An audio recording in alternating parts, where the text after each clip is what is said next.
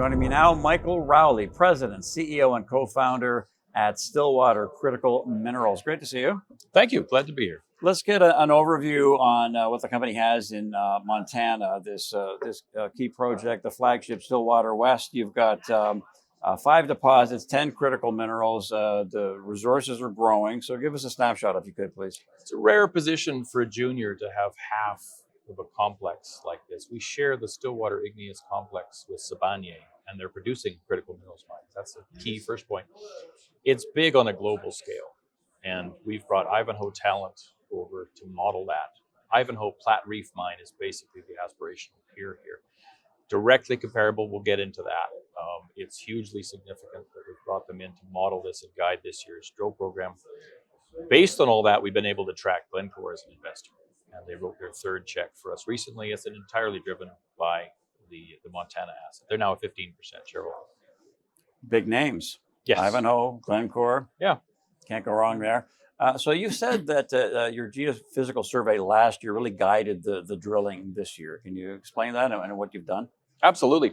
That was an MMT survey, mobile magnetotellurics, and that was pivotal in completing that model of the complex. No one has ever modeled the lower Stillwater complex. We pushed it out from 10, now it's 20 kilometers of lower Stillwater strike. It's worth noting our neighbors' deposits are contiguous across that whole thing. So you know this is layers of a layer cake. Targeting grade within that would be the question. We're really working on those high and mid-grade components, and that's the significance of the MMT survey.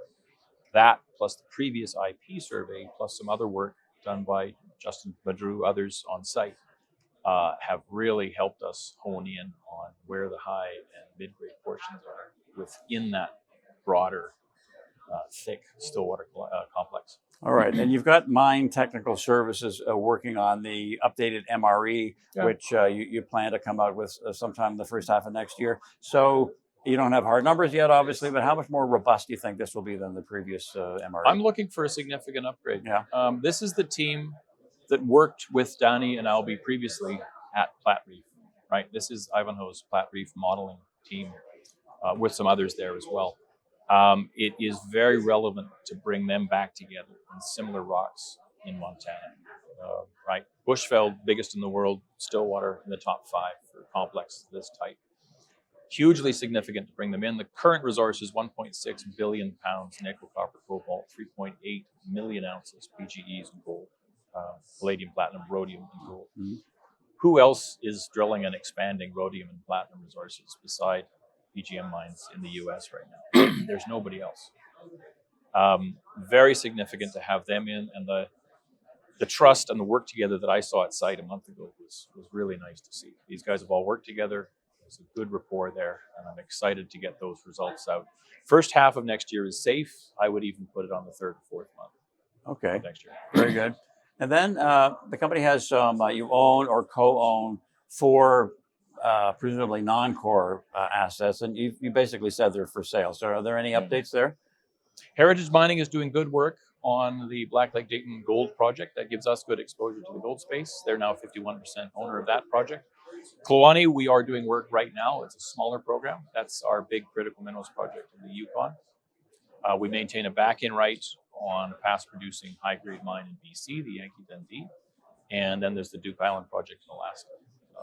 And yeah, they're effectively all available in different forms. The Kluane one is near and dear to my heart, and I think is worthy of greater attention than perhaps the other 3. All right. So would the company take minority stakes in pretty well all of them, or not necessarily?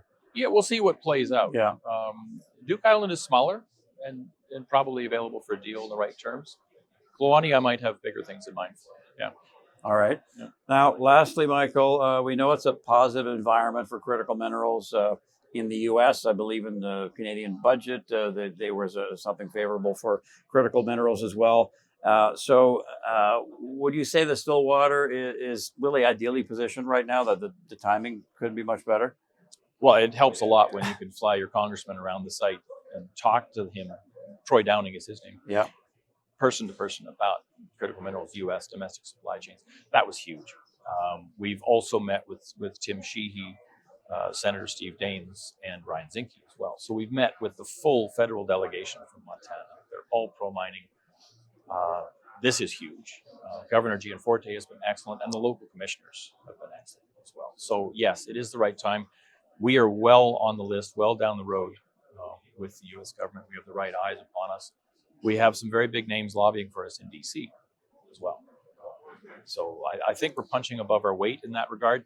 And if you look at everything that the U.S. government has said is correct about reshoring. They've been coming down the list from producers to advanced stage projects. You have to think that we're among the next. We're certainly acceleratable.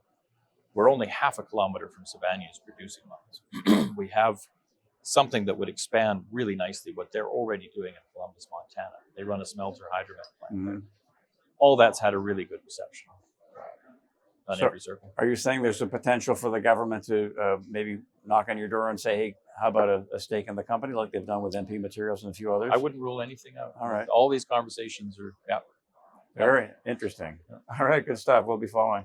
Thank you. Yeah. Thanks Glad to very share the much. story. Okay, for sure. Absolutely. Thanks for shedding light on Stillwater Critical Minerals. Michael Rowley, the co-founder, CEO, and president.